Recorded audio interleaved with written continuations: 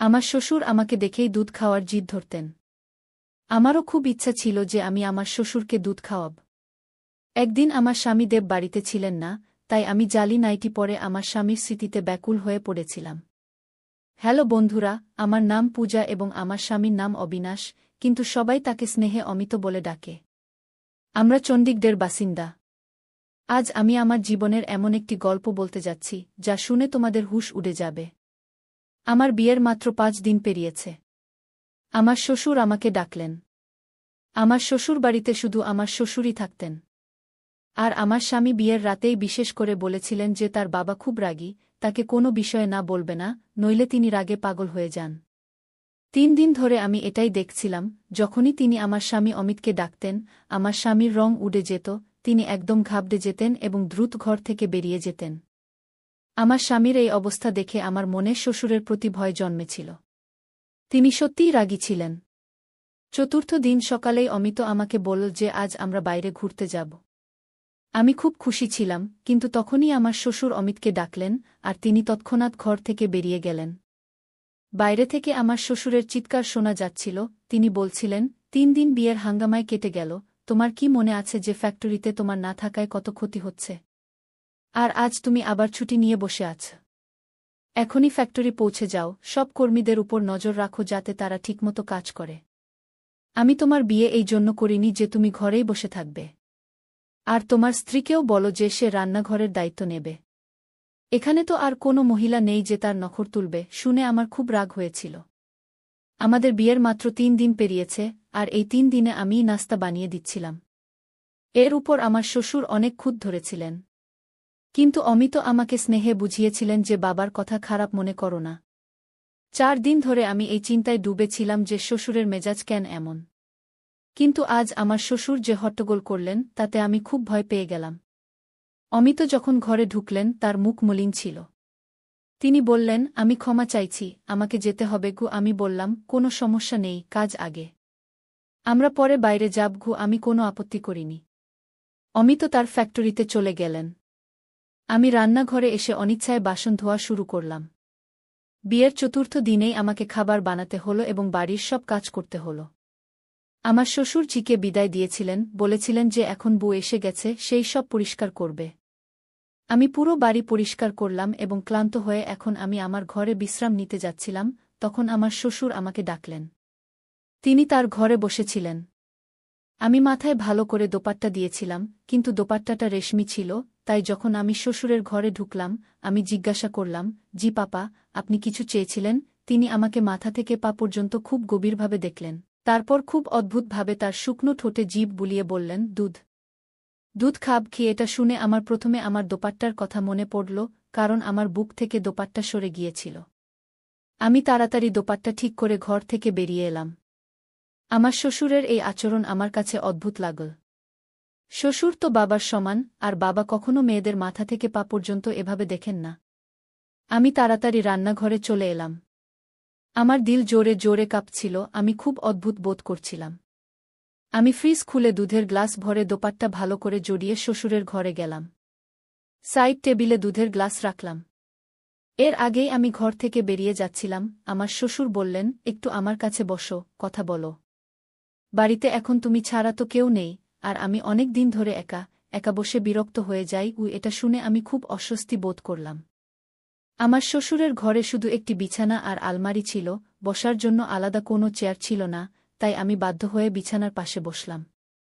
তিনি আমার সাথে এটা সেটা কথা বলতে লাগলেন। কিন্তু যখন তিনি দুধের গ্লাস তুলে মুখে লাগালেন, তখনই সেটা সরিয়ে নিলেন এবং বললেন, এত ঠান্ডা দুধ আমি খেতে পারব না, আমার গরম গরম দুধ পছন্দ। এটা বলতে বলতেই তার দৃষ্টি আমার মুখ থেকে আমার পুরো শরীরে যাত্রা শুরু করলাম। তার দৃষ্টিতে কি ছিল জানি না, কিন্তু আমি বিভ্রান্তির শিকার হতে শুরু করেছি। আমার হাতে ঘাম দেখা দিয়েছে, মুখেও ঘাম স্পষ্ট দেখা যাচ্ছিল। তিনি বললেন, এটাকে গরম করে নিয়ে আসো না। আমি দুধের গ্লাস হাতে নিয়ে দাঁড়িয়ে গেলাম। যদিও 3 দিন ধরে আমার শ্বশুর খুব রাগ করে কথা বলছিলেন যখন অমিত বাড়িতে থাকত, কিন্তু আজ তার ভাষা ছিল খুবই নরম। মনে হচ্ছিল না যে তিনি আমার সেই শ্বশুর, যিনি 3 দিন ধরে অমিতকে চিৎকার করে ডাকছিলেন এবং রাগ করে তার সাথে কথা বলছিলেন, তাকে বকছিলেন। আমি দুধকে পাত্রে ঢেলে একটু গরম করলাম, তারপর গ্লাসে ঢেলে শ্বশুরের কাছে নিয়ে গেলাম। আমি গ্লাসটি তার দিকে এগিয়ে দিতেই তিনি গ্লাসের সাথে আমার হাতও ধরে ফেললেন। আমার মনে হল যেন আমার পুরো শরীরে বিদ্যুৎ প্রবাহিত হল। আমি তৎক্ষণাৎ আতঙ্কিত হয়ে হাত টেনে নিতে চাইলাম, তখন তিনি আমার হাত ছেড়ে দিলেন। আমি ঘর থেকে বের হতে যাচ্ছিলাম, তখন তিনি বললেন, আরে বাইরে কোথায় যাচ্ছ? এখানে বসো, আমার পাশে বসো, আমার সাথে কথা বলো। এই একাকিত্বের সাপ এখন আমাকে আরও বেশি কামড়াতে শুরু করেছে। এই কথা বলে শ্বশুর একটি ঠান্ডা দীর্ঘশ্বাস ফেললেন। আমার কাছে তখন আরও বেশি অদ্ভুত লাগছিল। তার কথা শুনে আমার খারাপ লাগছিল। তিনি আবার বললেন, তুমি বিয়ের পরের দিন যে কালো রঙের ফ্যাশনেবল ড্রেস পরেছিলে সেটা তোমার উপর খুব সুন্দর দেখাচ্ছিল। আজ সন্ধ্যায় সেটাই পরো। এ কথা শুনেও আমার খারাপ লেগেছিল। এই অনুরোধ তো অমিতের আমার কাছে করা উচিত ছিল, আমার শ্বশুরের নয়। এখন তো আমার মাথায় প্রতিদিনের নাটক বেঁধে গেছে। যখন অমিত অফিসে যেত, আমার শ্বশুর আমাকে তার ঘরে ডাকতেন। তিনি আমাকে অদ্ভুত দৃষ্টিতে দেখতেন, বারবার তার শুকনো ঠোঁটে জিভ বুলাতেন, তারপর বলতেন, আমার দুধ খেতে ইচ্ছা করছে, আমাকে দুধ গরম করে দাও। আমি দুধের গ্লাস দিয়ে চলে যেতে চাইতাম, তখন তিনি আমার হাত ধরে ফেলতেন, বলতেন, আমার পাশে বসো, আমার সাথে কথা বলো। আমি কি বলতে পারতাম? আমি কাজের অজুহাত তৈরি করে বের হয়ে যেতাম, বলতাম, আমার রান্না করতে হবে, বাসন মাজতে হবে। আসলে আমার এগুলো ভালো লাগত না। এখন আমার মন অস্থির হয়ে উঠছিল। আমি ভাবছিলাম, আমাকে অমিতের সাথে কথা বলতে হবে, কিন্তু কিভাবে? সে তো তার বাবার সামনে একটি কথাও বলতে পারত না, শুধু মাথা নিচু করে জি পাপা বলত। একদিন আমি রান্নাঘরের সব কাজ করছিলাম, তখন হঠাৎ আমার শ্বশুর রান্নাঘরে চলে এলেন। তিনি পেছন থেকে আমাকে ধরে ফেললেন, ঝাঁকানি দিয়ে টেবিলের সাথে ধাক্কা দিলেন এবং পেছন থেকে আমার দিকে। তারপর আমার সাথে যা কিছু করলেন, আমি আমার ইজ্জত বাঁচিয়ে আমার ঘরে চলে গেলাম। আমার ঘরের দরজা বন্ধ করে দিলাম, খিল লাগিয়ে দিলাম। বিছানায় বসে পড়লাম। অস্থিরতা আমাকে খুব বেশি আক্রমণ করছিল। আমার পুরো অস্তিত্ব কাঁপছিল। আমি ভাবতেও পারছিলাম না যে আমার শ্বশুর আমার সাথে এমন কোনো কাজ করতে পারেন। আমার চোখ থেকে অশ্রু গড়িয়ে পড়ছিল। আমি সিদ্ধান্ত নিয়েছিলাম যে আমি অমিতের সাথে কথা বলবো। আমি সারাদিন কোনো কাজ করিনি, নিজেকে ঘরে বন্ধ করে রেখেছিলাম। কয়েকবার আমার শ্বশুর আমার দরজায় ধাক্কা দিয়েছিলেন, বলেছিলেন যে তার ক্ষুধা পেয়েছে, আমি তাকে খাবার দিই। কিন্তু আমি তাকে কিছু দিইনি। আমার জায়গায় অন্য কেউ হলে সেও তাই করত যা আমি করেছি। রাতে আমার দরজায় জোরে ধাক্কা পড়ল। অমিত ছিল, সে বলল, রবিনা, দরজা খোল। এ কি বেয়াদবি! কেন তুমি সকাল থেকে দরজা বন্ধ করে ঘরে বসে আছো? অমিতের কণ্ঠ শুনেই আমি দরজা খুলে দিলাম। আমি দরজা খুলতেই বাবা ছেলে দুজনেই আমাকে রাগের দৃষ্টিতে দেখলেন। তারা বললেন, তোমার কোনো অনুভূতি বা লজ্জা নেই? আমার বাবা সকাল থেকে খালি পেটে বসে আছে, আর তুমি তাকে রুটি পর্যন্ত দাওনি। তার সুগারের রোগ আছে, যদি তার অবস্থা খারাপ হয়ে যায়, তাহলে এর দায়িত্ব কে নেবে? আমি বললাম, আমি তার দায়িত্ব নিতে পারব না। ভালো হবে যদি আপনি অন্য কোনো ব্যবস্থা করেন। আমার এই কথা শুনে অমিত রেগে উঠল, বলল, এ কি বেয়াদবি! পেছন থেকে আমার শ্বশুর বললেন, দেখছ তো, এখনো 7 দিন হয়নি, আর এটা নিজের রং দেখাতে শুরু করে দিয়েছে।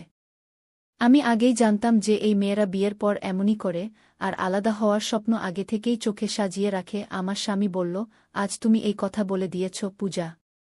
আগামীতে যদি এমন কথা বলো, তাহলে হাতে তালাকনামা ধরিয়ে দিয়ে তোমাকে বিদায় করে দেব। এ কথা শুনে আমার রক্ত শুকিয়ে গেল। আমার বাবা আগে থেকেই 7 মেয়ের বাবা ছিলেন, আর তিনি একজন ভদ্র মানুষ ছিলেন। খুব কষ্ট করে 10 জোগাড় করে একে একে মেয়েদের বিয়ে দিচ্ছিলেন। আমার মাও আমাকে বিদায় দেওয়ার সময় বলে দিয়েছিলেন, কখনো ঝগড়া করে আমাদের বাড়িতে ফিরে আসিস না। স্বামী ও শ্বশুরের সব কথা মানিস, আর নিজের ঘর গুছিয়ে নেওয়ার চেষ্টা করিস। কিন্তু আমার শ্বশুর যা চাইছিলেন, তা আমি করতে পারতাম না। তার আচরণ ও অকারণ গুস্তাখি দিন দিন বাড়ছিল, ও সেই সময় অমিত প্রচণ্ড রেগেছিল। আমি যদি বলতাম, নিশ্চিতই আমাকে মিথ্যাবাদী বলে দিত। আমি কোনো উত্তর না দিয়ে বিছানায় গিয়ে বসলাম।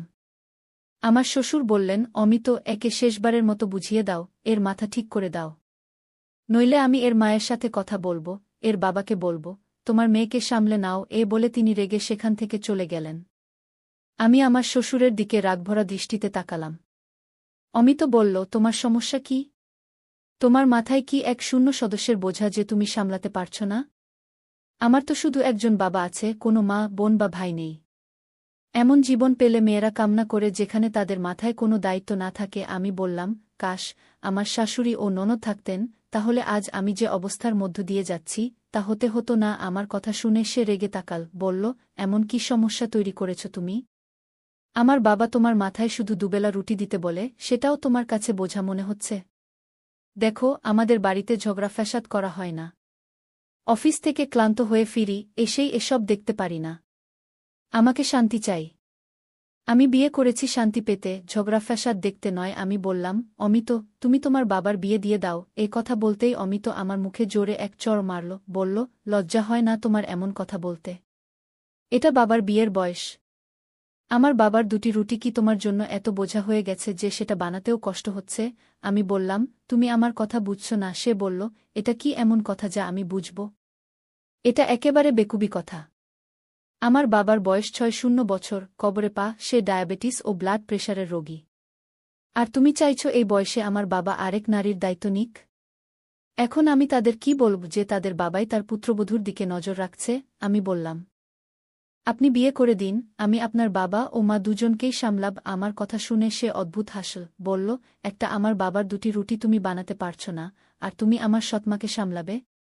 দেখো, এই বাড়ি ও ব্যবসা সব আমার বাবার নামে। যদি কেউ তার স্ত্রীর মর্যাদা নিয়ে আসে, তাহলে সবকিছু নিজের দখলে নিয়ে নেবে, আমাকে ও তোমাকে ধাক্কা দিয়ে বাড়ি থেকে বের করে দেবে। বাবার রাগের কথা তুমি ভালো করেই জানো। যখন রেগে যায় তখন কারও লিহাজ করে না। আমিও চুপ করে বাবার কথা শুনি। এবার থেকে বাবার বিয়ের নাম নিও না, এ বলে সে ঘর থেকে বেরিয়ে গেল। এখন আমি ভাবনায় পড়ে গেলাম, আমার কি করা উচিত। আমি আমার শ্বশুরের এমন আচরণ সহ্য করতে পারছিলাম না, আর মায়ের চলে যাওয়ার মানে ছিল আমি আমার ঘর নিজেই ধ্বংস করে দেব। আমরা মেয়েরাও কত অসহায়। নিজের ঘর বাঁচাতে আমাদের কত কিছু সহ্য করতে হয়। এখন আমি যদি তালাক নিতাম, তাহলে আবার আমার বিয়ের প্রশ্নই উঠত না। যদি আমি তালাকপ্রাপ্ত হয়ে যেতাম, তাহলে আমার ছোট বোনদেরও বিয়ে বন্ধ হয়ে যেত। আমি কাতরাতে কাতরাতে কাঁদছিলাম, দুপাট্টা দিয়ে চোখের জল মুছতে লাগলাম। তখনই অমিতের আওয়াজ এল, বলল, পূজা, বাইরে এসো, দ্রুত নাশতা বানাও। বাবাকে বাজারের খাবার হজম হয় না। আমি বাইরে গিয়ে নাশতা বানালাম ও ঘরে চলে এলাম। আমি সেদিন খাবারও খাইনি, কিন্তু অমিত একবারও বলেনি, তুমিও তো সারাদিন অভুক্ত আছো, খাবার খেয়ে নাও। পুরুষ কখনো নারীর খেয়াল রাখে না, শুধু নিজের কাজেই মগ্ন থাকে। অমিত এমনই পুরুষদের মধ্যে গণ্য ছিল। আমি তারপর থেকে আমার ঠোঁট বন্ধ করে দিয়েছিলাম।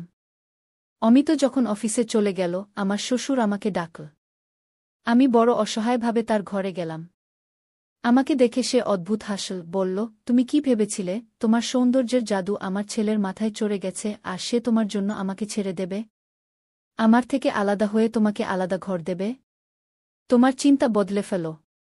আমি তার পাখা ভালো করে কেটে রেখেছি, সে চাইলেও কোথাও যেতে পারবে না, তুমিও পারবে না। তাই আমি কোনো ধনী পরিবারের মেয়ে দিয়ে আমার ছেলের বিয়ে করিনি, পাছে সে আমার ছেলেকে উড়িয়ে নিয়ে যায়। তাই তোমাকে এনেছিলাম, কারণ আমি জানতাম তোমার বাবার অবস্থা এমন নয় যে সে তোমার ঘর বাঁচানোর পর আবার তোমাকে নিজের ঘরে বসাতে পারবে বা আলাদা ঘর দিতে পারবে। এখন যদি তুমি চাও তোমার জীবন সহজ হোক, তাহলে তুমি তাই করবে যা আমি বলবো। আমি অত্যন্ত বিব্রত হয়ে পড়লাম। সে বলল, যাও, গরম দুধ নিয়ে এসো। এই শব্দগুলো আমার ভেতরে আগুন জ্বালিয়ে দিল। আমার মন চাইত যে আমি নিজেকে শেষ করে দিই। এমন নোংরা ও অপমানজনক জীবন আমি আর সহ্য করতে পারছিলাম না। এখন আমি যা করতাম তা হল, খাবার আমার শ্বশুরের ঘরে পৌঁছে দিয়ে সাথে সাথেই বের হয়ে আসতাম, না তার কাছে বসতাম, না কথা বলতাম। বেশিরভাগ সময় আমি আমার ঘরেই কাটিয়ে দিতাম। একদিন তো সীমা ছাড়িয়ে গেল। আমার শ্বশুর অমিতেরও কোনো পরোয়া করলেন না। রাতে খাবার খাওয়ার সময় আমার শ্বশুরের অনুরোধে আমি বিরিয়ানি বানিয়েছিলাম। বিরিয়ানি খুব ভালো হয়েছিল। খেতে খেতে তিনি বললেন, আজ তো বউ আমার মন খুশি করে দিয়েছে, খুব মজার খাবার বানিয়েছে। অমিত এ কথা শুনে হাসতে লাগল, আমাকে গভীর দৃষ্টিতে দেখতে লাগল। কিন্তু আমার খুশি হয়নি।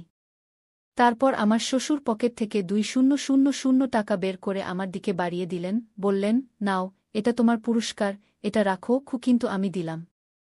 আমি বললাম, আমি আমার দায়িত্ব পালন করছি, এটা আমার দরকার নেই। গিয়ে আমার অমিত আমাকে তাকিয়ে থাকল, বলল, বাবা তার খুশি থেকে দিচ্ছেন, করো না, নাও। না চাইতেও আমি ২,০০০ টাকা নিলাম।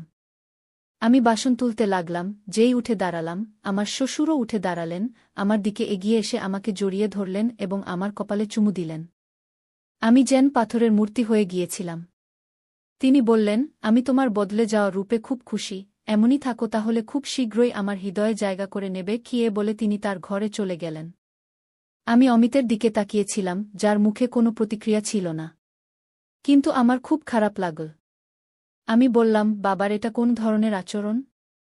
আমি তার সত্যিকারের মেয়ে নই, তার উচিত আমার থেকে দূরত্ব বজায় রেখে কথা বলা। তার কি অধিকার আছে আমাকে তার বুকের সাথে লাগানোর? ঈশ্বরও তো একটি বয়সের পর বাবা ও মেয়েকে দূরত্ব বজায় রাখতে বলেন। মা ও ছেলের মধ্যেও আমার এই কথায় অমিত রেগে গেল, বলল, তুমি এত ছোট মনের মালিক হতে পারো, আমি কখনো ভাবিনি। আমার বাবা তোমাকে তার মেয়ে হিসেবে দেখে, কি হয়েছে যে সে তোমাকে একটু স্পর্শ করল, তোমার মাথায় স্নেহ দেখাল? তুমি আজব মেয়ে। বরং ভালোবাসা দিয়ে বাবার হৃদয়ে জায়গা করো। তুমি সব বিষয়ে আপত্তি করো। সে ধীর স্বরে আমাকে তাকিয়ে বলল, শুক্রিয়া করো যে বাবা এ কথা শুনলেন না, না হলে খুব মুশকিল হতো। আমার মাথায় আবার হাত তুলে সতর্ক করতে লাগল, বলল, আমি তোমাকে শেষবার বুঝিয়ে বলছি, পূজা, বাবার সাথে তোমার আচরণ ঠিক রাখো। আমি কেঁদে ফেললাম, বললাম, অমিত, আমার সহ্যের সীমা শেষ হয়ে গেছে। এমন করো, আমাকে বিষ এনে দাও, না হলে তোমার বাবার বিয়ে করিয়ে দাও। এ বলে আমি ঘরে চলে গেলাম। কিছুক্ষণ পর বাইরে দরজার বেল বাজল, তারপর শোরগোল শোনা গেল। আমি ঘর থেকে বের হয়ে দেখলাম, আমার একটি দেবরও আছে, যে সৌদিতে পড়াশোনা করতে গিয়েছিল এবং সে ফিরে এসেছে। সে তার স্ত্রীর সাথে এসেছে। আমার দেবর সেখানেই বিয়ে করেছিল এবং আমার শ্বশুর তার উপর রাগান্বিত ছিলেন, তাই তাকে বাড়িতে আসার অনুমতি দেননি। আমাদেরও জানা ছিল না যে অমিতের কোনো ভাই আছে। আমি তাদের দুজনকে দেখে হতবাক হয়ে গেলাম। আমার শ্বশুর তখনও রেগে দাঁড়িয়েছিলেন, বললেন, যদি নিজের ইচ্ছায় বিয়ে করেছ, তাহলে তাকে এখানে ফিরে কেন এনেছ? সেখানেই থাকত। সে হাত জোর করে ক্ষমা চাইতে লাগল। তারপর অমিত বলল, বাবা, রাগ ছেড়ে দিন, যা হবার তা হয়ে গেছে। কমলেশকে জড়িয়ে ধরুন। যাই হোক, এখন আমার দেবরানীও এসে গেছে। সে বেশ সুন্দর, পাতলা মেয়ে ছিল। আমি এসব ভালো লাগে না। আমি বলেছিলাম যে এই দুই ভাই কখনো তাদের বাবার কথা অমান্য করে না। আমিও এই কষ্টের মধ্য দিয়ে যাচ্ছিলাম, কিন্তু অমিত কখনো আমার কথা শুনত না। সে বলতে লাগল, কিন্তু আমি তো কমলেশকে স্পষ্ট বলে দেব, যদি বাবা এই রকম আচরণ করেন, তাহলে আমি তাকে বলব যে আলাদা বাড়ি